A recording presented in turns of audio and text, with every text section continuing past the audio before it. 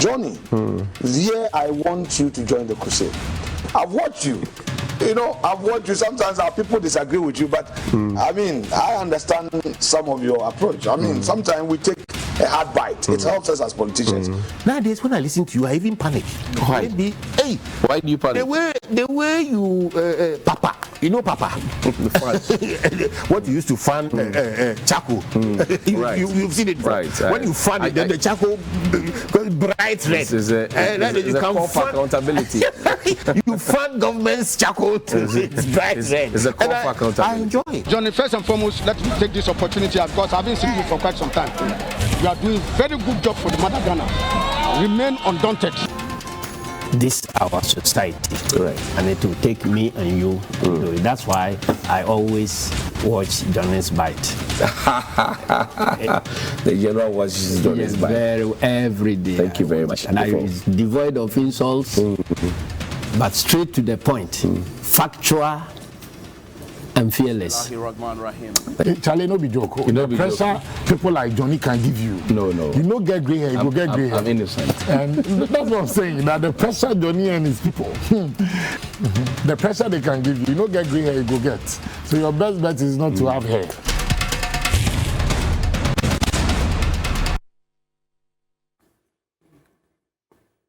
Bismillahirrahmanirrahim. The Lord is my light and my salvation. Whom shall I fear? And yea, though I walk through the valley of the shadow of death, I will fear no evil, for you art with me. Thy rod and thy staff, they comfort me. You prepare a table before me in the presence of my enemies. You will anoint my head with oil. My cup will overflow. Surely goodness and mercy shall follow me all the days of my life, and I will dwell in the house of the Lord forever and ever. Amen. Assalamu alaikum. Alhamdulillah Rabbil Alameen. Welcome to Johnnie's Bite. This morning I come to you because I'm sure you know what has broken the eight. The latest is the fuel. I told you sometime at the beginning of the year that there are two things that are racing to break the eight. The CD against the dollar and the fuel prices. We are not yet done with the first quarter. We have broken the eight with the fuel. And you know, the cost of transportation has gone up by 15% just before the salary alert. Fuel price has danced another Kpan logo. We're doing beyond the eight or breaking the eight. And I told you, my friends in government, I told you, those in authority, I told you that you don't break the eight with your mouth. I told you. Your budget for the month, our budget, your personal budget for the month, has it also broken the eight or is stagnated? The fuel has broken the eight. And it looks like it's a week-on-week affair. Yes, Russia and Ukraine are there. We'll blame everything on them. That's a good point to make. But I've told you that there are three components always of our fuel price buildup. Your exchange rate, your currency, the strength of it, and you know the state of our currency. It is the worst on the continent. And it is under the watch of our economic team. Fantastic. I'll show you a post I did in 2017. There's pressure that is mounting on our city. So there are three components. There's a global price. Yes, that's true. There's also the exchange rate. Yes, that's true. And then there are local taxes that we impose on the fuel, which often is not spoken about. So if you buy a fuel, there's a COVID tax, there's national health, there are all manner of taxes that are on it. So these are the three components that make up your petrol price buildup. So when you see 8 cedis, 20-something pesos on your board, it is not just the global prices. Tell the children the truth.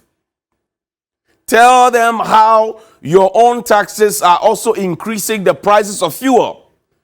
And tell them where the price stabilization levy, recovery levy, which is supposed to be an arrangement where global prices are high, we use what we have accrued while the global prices were low to be able to cushion the people. Transport fares are up by 15%. Salary remains the same. And even talking about salaries, some people have not been paid their salaries. And I keep telling us that, look, we need to be very, very careful in this country. Because not so long ago, when President Akufo-Addo was looking for power, with Vice President Bawumia and all the other people who were helping with the campaign, they did fuel politics. They knew about the global prices. They did fuel politics. One question that I want to ask, but I'll play first for you the video of President Akufo-Addo while he was in opposition, telling us what he will do when he gets to power. But before that, so we projected to sell our fuel at what, $60 per barrel. Is that not the case? Because Ghana is a net exporter of fuel, crude oil.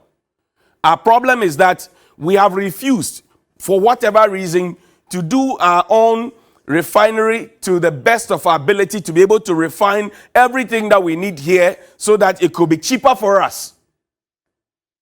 So you will find a situation where we are a net exporter of crude, but when we go and buy, because we buy a lot of finished products, we have had to pay for more. No wahala. The people are complaining. The taxi drivers that Dr. Bawumia spoke about at the trade fair, they are crying. The Uber and Bolt drivers are crying. Private vehicle owners are crying. Market women are crying. Everybody is crying. The vice president is here to speak. He's the head of economic management, whether you like it or not. So why is the vice president not speaking? Where is Dr. Bawumia? Like we asked last week, where is Adjo Asafo? Where is Dr. Bawumia? And you see, yes, there's a global price increase. But we projected that we're going to sell our oil $60 per barrel.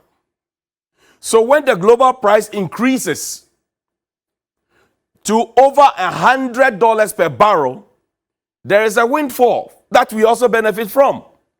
Have you thought about that? We said we're going to sell it for $60 a barrel. Then for whatever reason on the global front, it goes for $100 and more per barrel.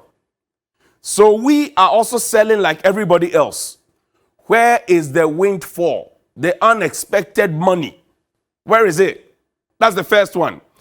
Number two, let's look at a net on net impact.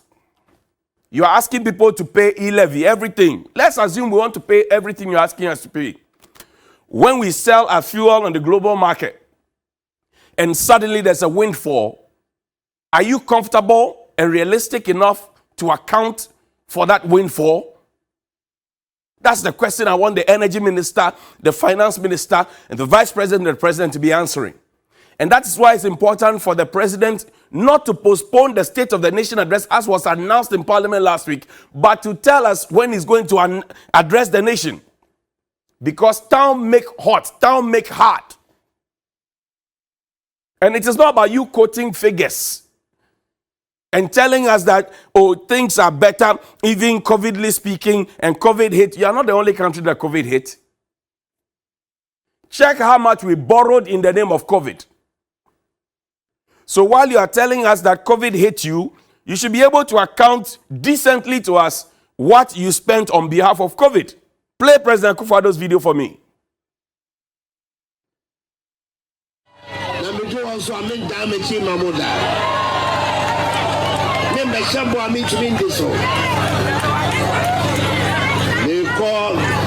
Because I'm going to say, we do the Babati petrol, so who do also another petrol, and a cost.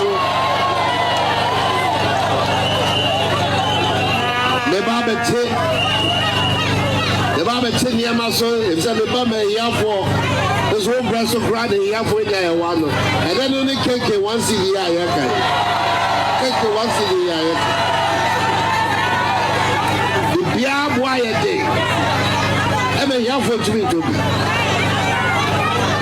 One of my answers here says she said, power in the battle, so called better than she said, and discovered by a good woman. Free Chebby. Chebby on a who's give you. Nobody's animal who's give you about Sikano Wehumbi. Have you seen some of the money? I tell you who has seen some of the money.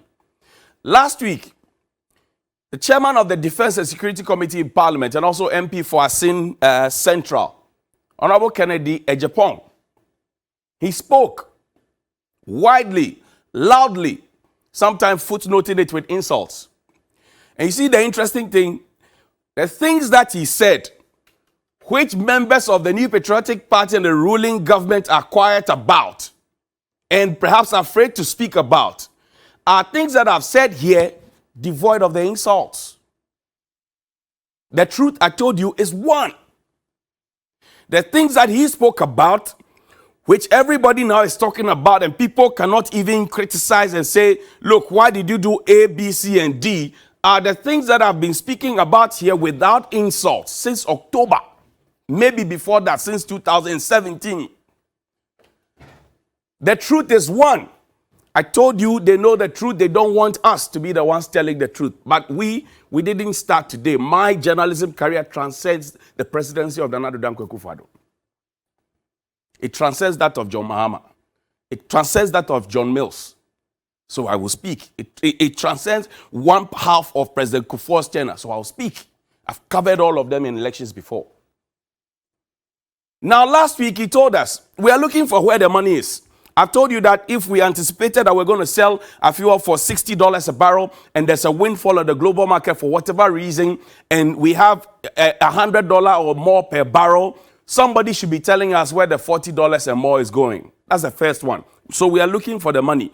They say we can't find money to pay salaries. We are showing them where to find the money. Number two, Mr. Kennedy Ejapong said that there was $120,000 that was given to him by no less a person than the chief of staff to take to another cabinet minister and member of parliament. Have we swept it under the carpet?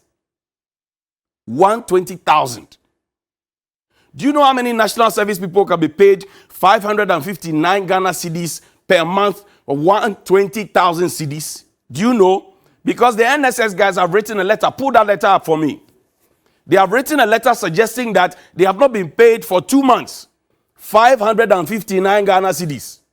In this tight economy, they have not been paid 2 months. That's their letter. 2 months.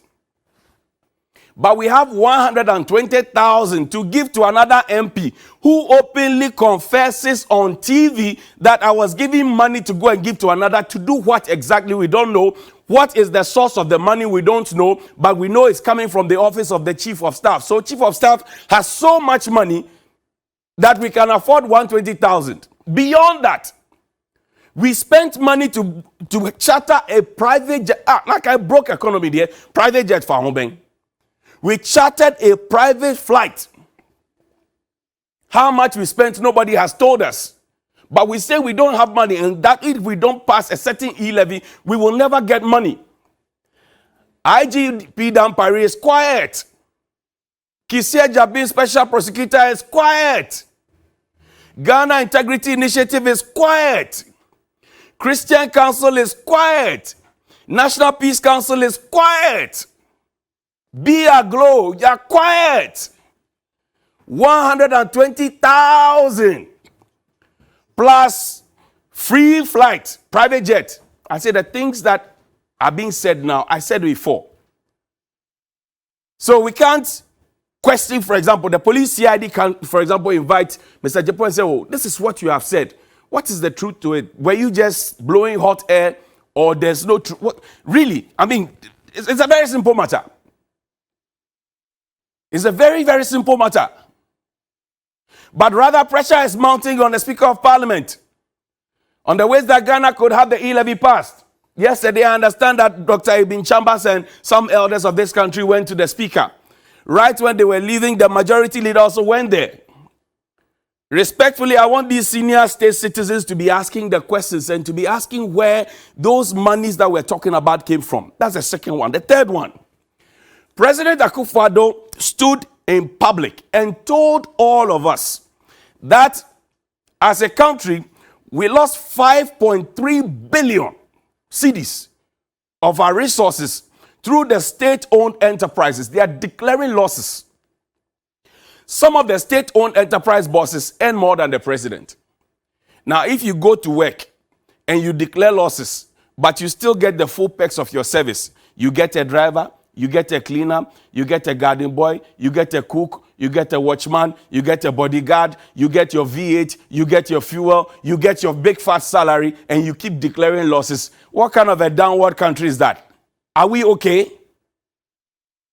The person is declaring losses. You are not cutting the salaries of those individuals to suggest that, look, if you don't do well to give us profit, we will not give you what you were taking before. But the person is still enjoying everything. You're asking us to tighten our belt.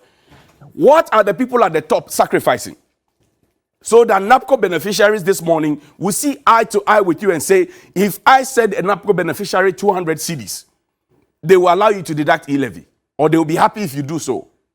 What will make the national service person see eye to eye with you, to agree with you that when they are 559 is paid to them, hopefully, and they send some to their mothers in the village, that deduction that will happen will not be a pain to their hearts? That is the question I'm asking. My last one. Yesterday, the president for the second time joined Mr. John Abdullahi Samuel Jinapo, Minister for Lands and Natural Resources. And we said we're going to plant 20 million trees this year. Guess where we did the launch? Like we did for the boiler launch at the State Banquet Hall, we are planting trees and we are doing it in an air-conditioned room at the conference center. Oh. Minister for Lands and Natural Resources. I asked last week, I said, you told us that you spent 12 million cedis. 12 million cedis of our money to buy 7 million seedlings. And you planted 5 million seedlings last year, 11 June, Green Ghana Day.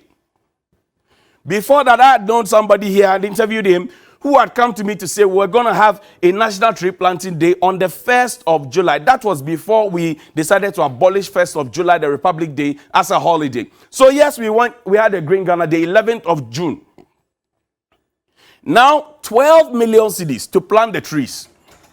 Would it not have been prudent as a lawyer who has done company law, investment law, whatever law, that you audit whatever spend you have done before you go ahead to do another investment?